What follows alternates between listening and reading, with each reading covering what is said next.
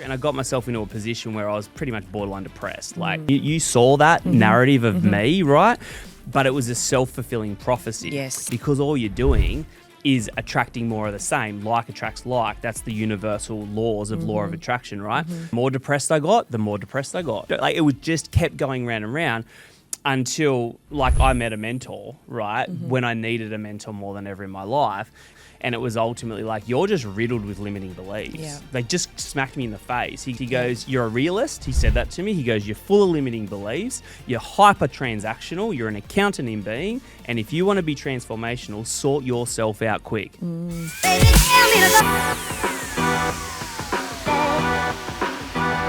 Today we are talking about leading with language. Such an important topic because more often than not, in my industry, in your industry, in our industry, in multiple industries with multiple clients, I see people leading with horrific language. Okay, it's if you're doing sales, if you're doing advising, if you're doing coaching, if it's any business, I see a really average job in terms of utilization of language to be able to lead more effectively. And the big problem is that most of us understand the saying is the yes man mentality, which is sitting there going, for example, in a client relationship, agreeing with what they say, yesing with what they say, and then just kind of leading or lack of leading from there on in. So a big thing I wanted to talk about today is using good language and a few things around it as well. Good energy, good body language, like lots of pieces to it to make sure you can lead people effectively. Yep, I love that. And also not just lead people effectively, but you're really strong in that self-talk, self-belief, the language you use about yourself, the stories you tell about yourself. And so that's the super important part, isn't it? The step before you leading others is leading yourself and using the right language about yourself, the stories you tell yourself. Right? Yeah, 100%. So I think that's a good place to start is like the beliefs of a person. So in any relationship, you've got these human beings and you've got their own beliefs, okay? So you've got your beliefs, I've got my beliefs. If I have very limiting beliefs or very limited beliefs internally from my history, from my childhood, from all these other pieces, I'm going to have a lot of limitation, right? I won't think much is possible. I'll be, very realistically conditioned to the present. I'll be, that's not possible. That will be the narrative I'll tell myself. And then if I go and try and lead you, right, you've already got your own limiting beliefs or your own conditioning or your own things around, that's realistic, that's not possible, could I even achieve that, etc. So if I'm leading you with all these limitations and you've got your own limitations, it becomes a big incest pool of limitations and there's no leadership, there's no outcomes delivered, there's really just a big mess of problem or pain or frustration or any other problems. And so absolutely it is critical that it starts with the leader on how they do their own self-work and how they sort their own shit out, which is ultimately like, I've got limitations, I've got scarcity of thinking, I've got bad habits, I've got things that I need to work on. And as soon as you do that work, which never ends, right, you start to be a more empowered individual. You start to create more empowering beliefs. You start to generate a more empowering state of being or state of mind. And by doing so, guess what? You're able to then influence that of the other. You're able to influence the state of the other. You're able to make an impact and a transformation of the other. So absolutely, I think it first starts with the leader's personality, personal reality, and their makeup. And once they make that decision to really shift their programming or shift their human makeup, they can start to influence others. So it definitely starts there. And I think you've mentioned twice realism or realist or reality a lot, and this is probably the big problem that we see in people is that what realists think is that because this is the result I got in the past, or because this is the outcome I got in the past, that's what's going to happen again in the future, right? And that's the big problem of limiting beliefs. That's kind of the crux of it all. And we've always joked that you're a big idealist, like you're on the other end of the spectrum, which is being like a crazy idealist, a dreamer, whatever it is that we might call it.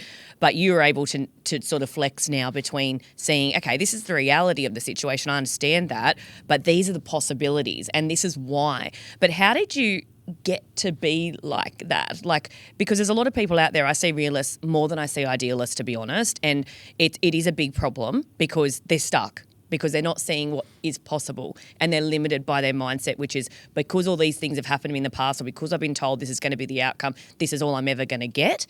But then how did you become who you are in being able to stretch that boundary so much? Because you're not an idealist as a dreamer in terms of being woo-woo. You actually are able to execute on and get the results through dreaming or through being idealist. Like, how did you get to that point? So I'm by makeup a realist. Like, if you look at my history, I'm a realist in nature, right?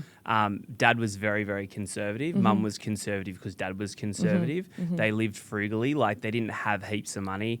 I got credentialed as an accountant. I was surrounded by analytical, logical creatures that base their whole existence on history and reality. So by makeup, I'm defined in history as a realist, like as an extensive realist.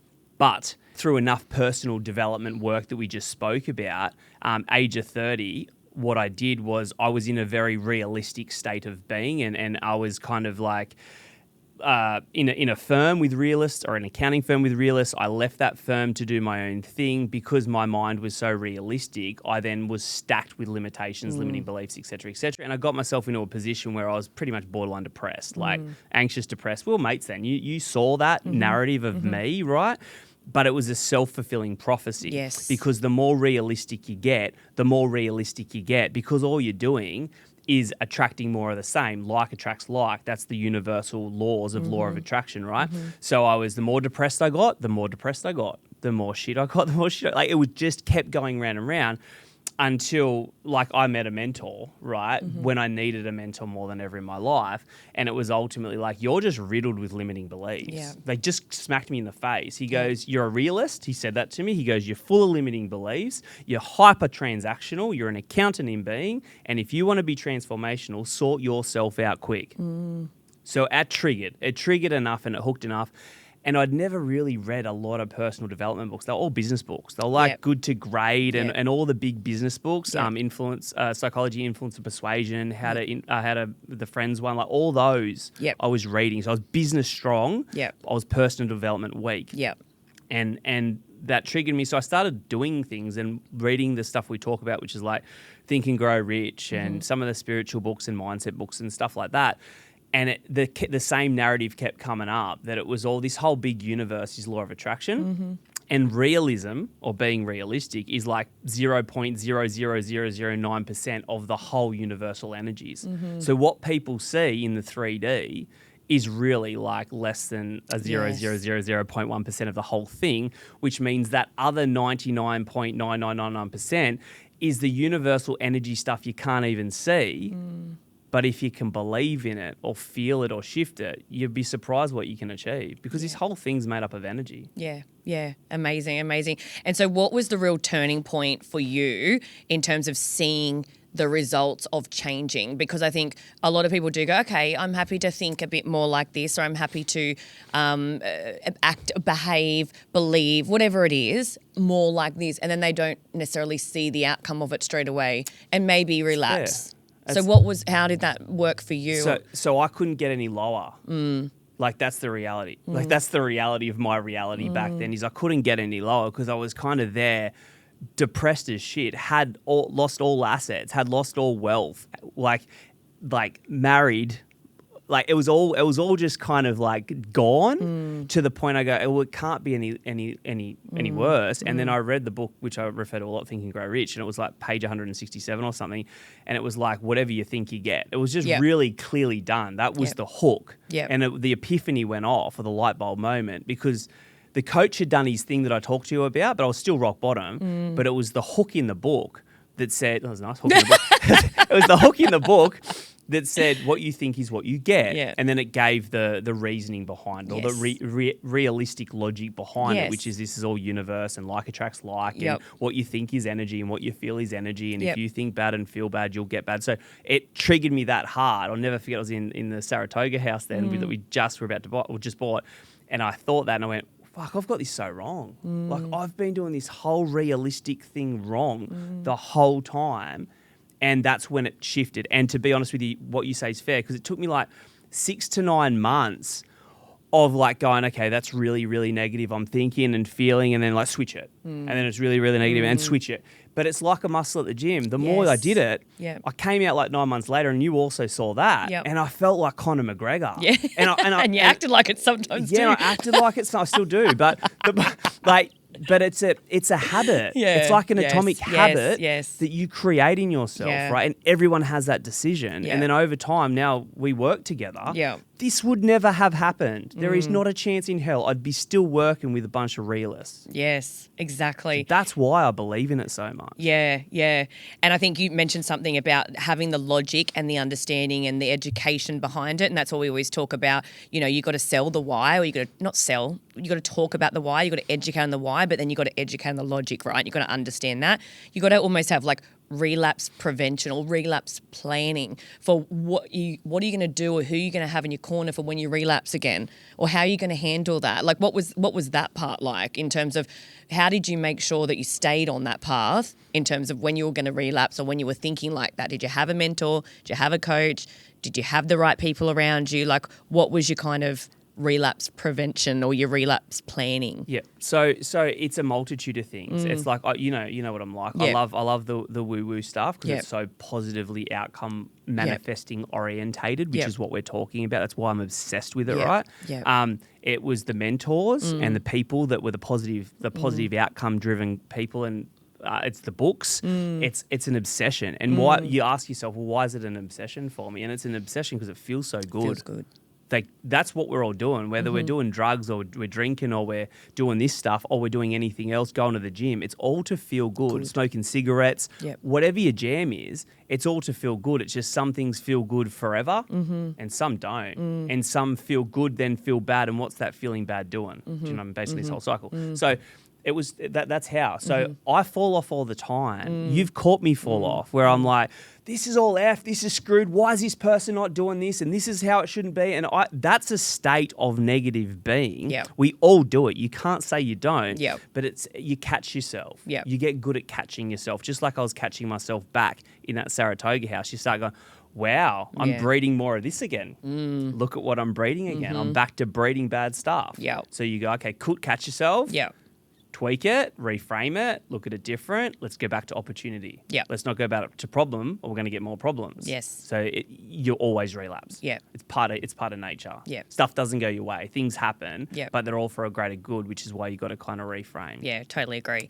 So let's talk about this in the client sense, because you do this all day long. You're coaching people all day long. You're seeing the limiting beliefs, or you're hearing the limiting beliefs. You're seeing the impact of those limiting beliefs on clients. Like, why is this frustrating for you to see, and how are you kind of coaching around it? And what are the big, first, let's talk about some of the examples of what you see with clients when it comes to business, profits, property. Let's just start there. You come in and see me, okay, and you say, "Hey Ryan, I want you to do my financial guidance and coaching and strategy and all the rest of it." And if I was not working on myself and my outcomes and all the stuff, you would sit there and you would give me problems. Pain and frustration and emotion is most driven in the negative sense. The mind loves negative shit, right? The body loves negative stuff. Why? Because it's conditioned to love it, right? It's got so much more power than the positive stuff. So you come in and you give me all this stuff. If I haven't done anything myself, I'm going to agree with most of the stuff you say. Yeah. Oh, yeah, your ex-accountant was an idiot. And, oh, yeah, I get you're really, like, poor and all the rest of it. And I'm sort of agreeing and yes-manning the whole thing. And then you're walking out going, oh, really? He was a really like agreeable guy. It was really nice. And you're going out there for a bit until you don't change. Yeah. Then you point the finger back at me and go, he doesn't really influence or help me or do anything to lead me right. That's what I see to the nth degree on most business owners is they're not leading because they've got their own lack of self-leadership. Yeah. That it's a mirror image, this whole Misery world. loves company, right? 100%. So when I go into a meeting, and we'll talk about this a little bit later, but it's not about agreeing with you. It's also not about being an asshole. I'm not here to go bring you personally down and diminish you and all the rest and be a dictator. I hate that stuff. Yes. But there is a beauty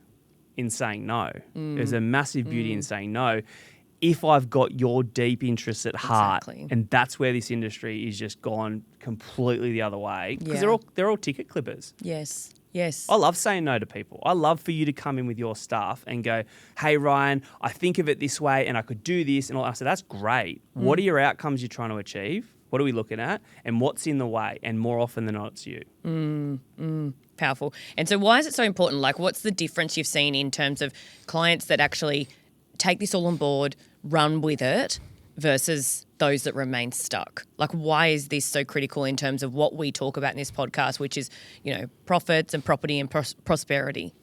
Yeah, so some are open to it. Yeah. Some are open-minded, we call it. So some are open to constructive criticism or open to leadership or open to being led or desiring it, and they believe in that. So some are like that, and then some are like, no, my way's the right way. I just need you to validate me. Like, they're the two types of people. Yeah.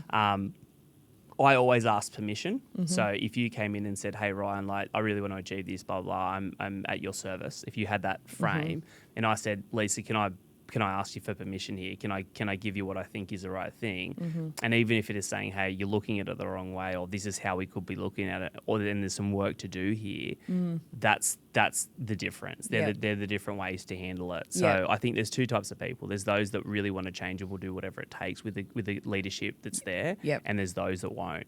And they just want to sit there in the shit fight or the shit pool and swim around with other people in the same pool. Like that's what I see.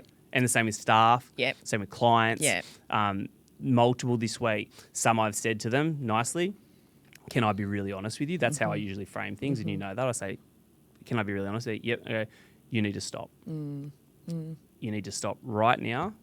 This is not going to serve you. It's been a year since we had the conversation. You are still doing the thing that you're conditioned to do, and it is going to break you and it's going to put you in hospital. And I literally had that conversation last week with a great client and a great guy, and he knows exactly who he is. And I said, right now, I'm going to tell you what you told me a year ago, which is you wanted to just develop property for clients, and you develop property for yourself. And right now, you're just developing property for clients, and your wife is telling me you're borderline hospital because the stress is so magnified right now. I'm telling you right now, it's a no. It's no more. It's not a one more. Same thing with me and Jacob and you spoke about. I said it's a no more. Okay, you know you can develop for yourself. You know you're good at it. You know you love it. You know you hate clients, right? It's now getting you to say no and doing whatever it takes to do that. And I said, do I have agreement? He goes, yeah. And I said, no more clients. It's an agreement between us. And I said, now I'm going to show you or lead you the steps to take to be able to do it, the realistic part. Yeah.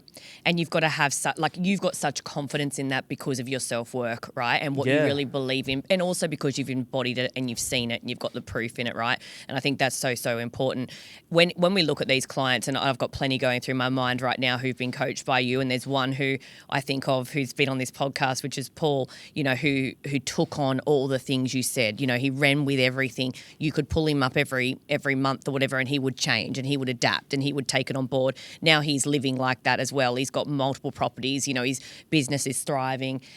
Personally, he's thriving. He's stopped drinking and he's exercising, and he looks like he's just living a really prosperous life, right? And he's the sort of person that started with asking you how to start a company, right? A person without anything starting a company, the whole way through, he listened. He said, yes, I'm going to do this. Yes, I'm going to take it on board. And he evolved and he changed and he's living this life. So he's a real example of doing the work and taking it on board and being open to it as an idealist versus many realists, unfortunately, that we've had to combat, where it's no, this is your fault, or no, I can't do that. No, I can't increase my prices. No, that this is the reality. No one will pay that. You know, we've seen the differences in the clients, Yep. and that's what you're talking about here, isn't it? That you see those two different people, and the ones that are open to this stuff are the ones that are getting the results and the outcomes. Yep, absolutely. Yeah. Absolutely. They don't need to see it to believe it. Yeah. Yes. They're happy to believe it to Through- see it. yes. And believe it to see it is everything we're talking about being idealistic versus realistic. And I Yep. think that's it. Yep. It's people go, I'm willing to believe without seeing. Yep. And it's usually the other way. I'll believe it Yes. when I see it. Yes. I think that's the big issue here. Yeah, exactly. And so with the language piece, because I think we want to dive into the language piece really a bit more deeply, because these are really tangible, practical strategies that people can use now. You can change the way you speak. You can change certain elements of what you say, how you say it, those types of things. Tell me more about that, because you're like the king of language. When we do training, or I watch you in coaching, you've got these really nice ways of conveying or articulating what you're trying to say. And I think it's a huge barrier for so many people. They struggle to articulate what they're wanting to say. How do you, what's the thinking that goes on behind all of that, and how do you convey what you're trying to say so that it lands with someone and really moves them and influences them? Yeah, so you gotta have a model for it, and I'll give a model, because a model's probably going to give more tangibility to the stuff we're saying. So let's say I had not a lot of experience. Like, I wasn't super experienced, but I was experienced enough, and I hadn't seen huge wealth, and I hadn't done a lot of stuff. You've got the other person there, which, if you're conscious enough to know a simple model, which is, this is the shit they're sitting in, or the pain that they're sitting in right now, or the problems that they're sitting in. Pain.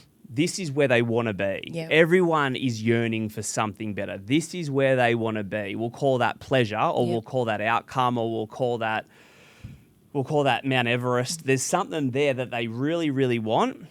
And then, like you and I always say, there's the bridge between. Yep. There's a bridge, or the steps. The Yep. steps, the strategy, the bridge, the whatever you want to call it. That's the model. Yeah. Okay? Yeah. So if I drop my ego at the side and go, what I say, what I write, what I articulate, all of the rest of it has nothing to do with me. Park your ego, put it at the door. It's got nothing to do. If Lisa's the client, and Lisa's come in because she's got pain, and she says, hey, Ryan, I've got a lot of pain, I'm not making enough wealth, blah, blah, blah. And she's got the desire to have a few properties and to have equity and have a level of financial freedom and all the rest of it. Then I need to do whatever to create that bridge to that outcome. Now, you're going to relapse, because we just spoke about relapse, right? You're going to walk out tomorrow, you're going to come back the next month, and you're probably going to go, the first meeting was great because we talked about my problems, we talked about where I wanted to get to, and we talked about the bridge in between. But then I relapsed a few times because it wasn't realistic enough, right? My job as the leader is to keep you moving to there, keep you moving to there, keep showing you that, keep you moving to there, keep showing that, keep moving there, to empower you to do so. Yeah. And that's, I think, the model. That's the way. I never, ever, ever go, Lisa comes in, problem. Yeah, you know what? I agree. How did he do that to you? That's so right. I don't sit there and let you swim in your own shit. I'm like sitting there going, that's all good and well. I'm acknowledging it. I'm respecting it, right? I'm labeling it and giving it fairness and authority. But I'm ultimately going, where are we going? Let's shift you over there. Let's shift you up there. Let's focus on up there, and even focus on the bridge to getting you up there, and let's keep doing it. Yeah. And I think that's the thing that people can do, even if they're not super sold on themselves. Yep. They can sell themselves on the other person. Yep. And I know a lot have the sales is the dirty word. I'm obsessed with sales. I'm obsessed with it. Like, I'm probably the biggest advocate of sales in the world, because what am I selling?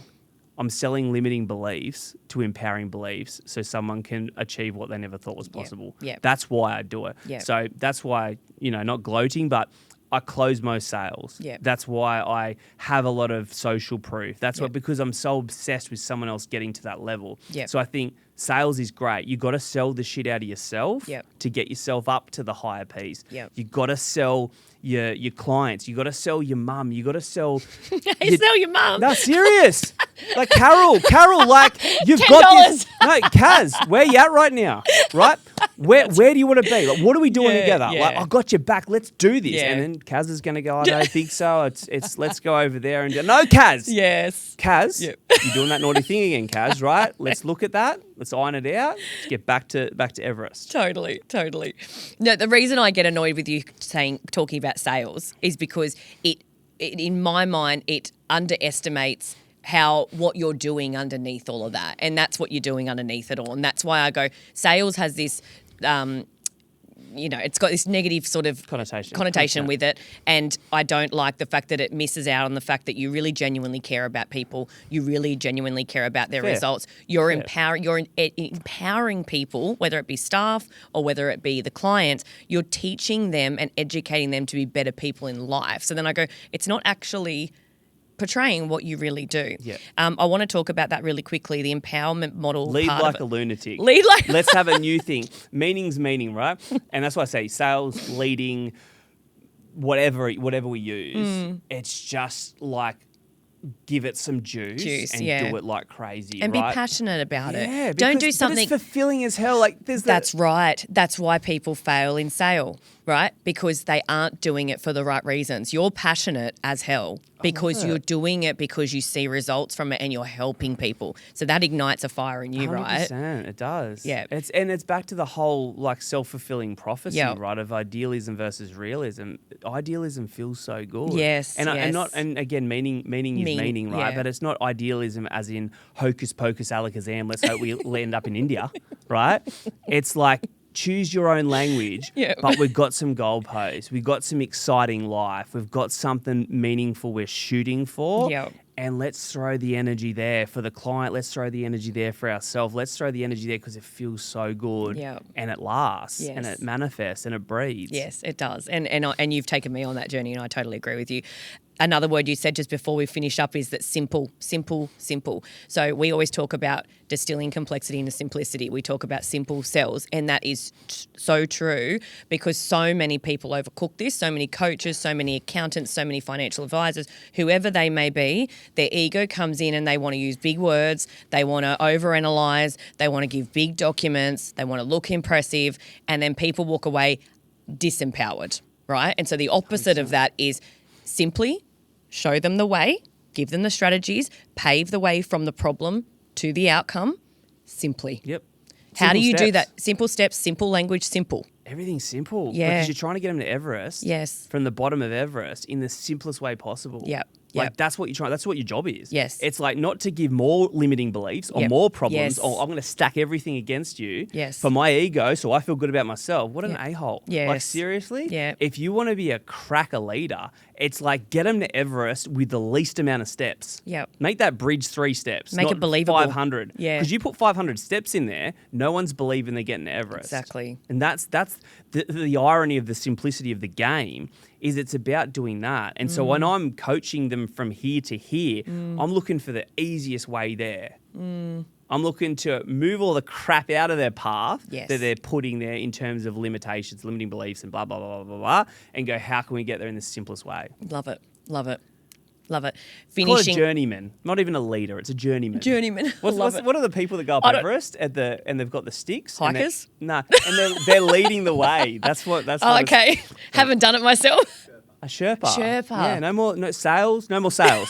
No more Sales leading. gone. No more Sherping. We're Sherping. We're Sherpas. We're the Sherpas. The Sherpas. I love it. Use your language the same way. Yeah, You know, yeah. if you're doing an email, right? Like Oh, lead with an email. I know. Have a lead. Just lead. Like it doesn't have to be.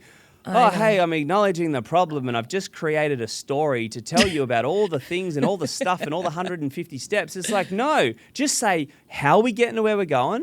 What are the simple ways forward? And what's the next step? I know the amount of times What's the we next have step? to. How many times do I say next step? Exactly. The next step of the Everest bit. Exactly. The amount of times we have to pull back an email, right? When we review emails or we see, stop, less words, less trying to sound impressive. Just give the person what they want.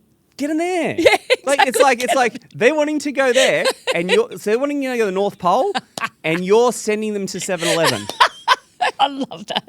Like seriously, It's where so are you good. sending them? But you're going to detour via Guzmani Gomez on the way. Yeah, pick up some takeaway, go to the bathroom, right? go to the medical clinic and then head over. Like, seriously, you know, That is so true. You know, you get those people and That's you're what I like, can walk out, see. you're like, hey, do you know the directions to like Womberall? And they're like, well, you've got Gosford over there. If you head over on Entrance Highway, take a detour. There's Macca's on the right, then curveball around. There's grammar school. You go over there. It's like, it's just up the road. That's right. I love it. I love it. That's really great. Everything, emails, phone calls, everything you do. Yep. Is just selling them to there. Exactly. Sherping there. Sherping. All right. Finishing statement. This is your thing. You love this, right? This is your thing. Anything we haven't covered today or any last comments that you want to leave people with? I think just be really conscious, like just being conscious or being aware or auditing yourself or self-assessing yourself or self-assessing the client or just am I focusing on where I want to be going? Am I focusing on the simplification of the steps to get there so I can sell myself there, right? And am I doing the same thing for my clients? Because if your whole paradigm is around not sitting there focusing on what you're doing right now and the negativity of it, but it's focused on this is where I'm going and putting energy into that and the simplification of the steps to doing so and doing the same with other people, your focus will create things and manifest things that you never thought were possible. Beautifully said. Ryan Robbins. Baby, tell me to go.